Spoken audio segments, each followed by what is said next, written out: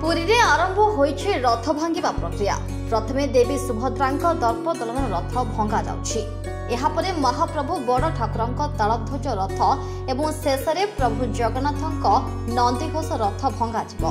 भोई सरदारंक नेतृत्व में 9 जन सेवक रथ भांगिबा कार्य नियोजित होइछन्ति। 3 रथ संपूर्ण भांगिबा पई 12 रु 15 दिनर समय लागिथाय। सेपटे रथ संपूर्ण भंगा जिबा परे रथर मुख्य अंश गुड़िक श्रीमंदिर प्रशासन पक्षरु होइथिबा मसाणी चंडी मंदिर निकटस्थ गोदाम घरे रखाजिवो। परवर्ती अवस्था श्रीमंदिर प्रशासन पक्षरु निलाम कराजिवो बोली कहिसेंती श्रीमंदिर मुख्य प्रशासक।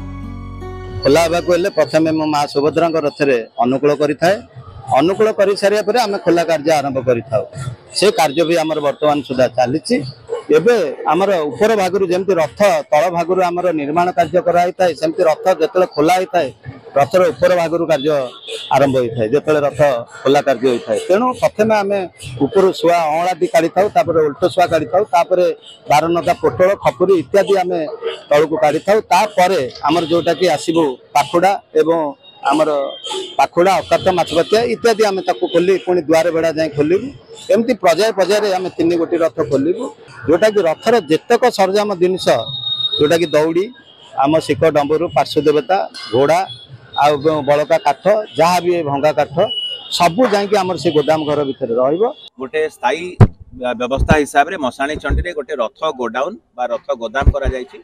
बहुत सुंदर भाव ताकू करा जायछि एवं से गोदाम रे एबे ताकू नेकी रखा जिवो एवं सुंदर भाव में व्यवस्थित ढंग से सेठी सीसीटीवी कैमेरा एवं अलगा सब जहाँ व्यवस्था करिया कथा हमें ताकू करिवो।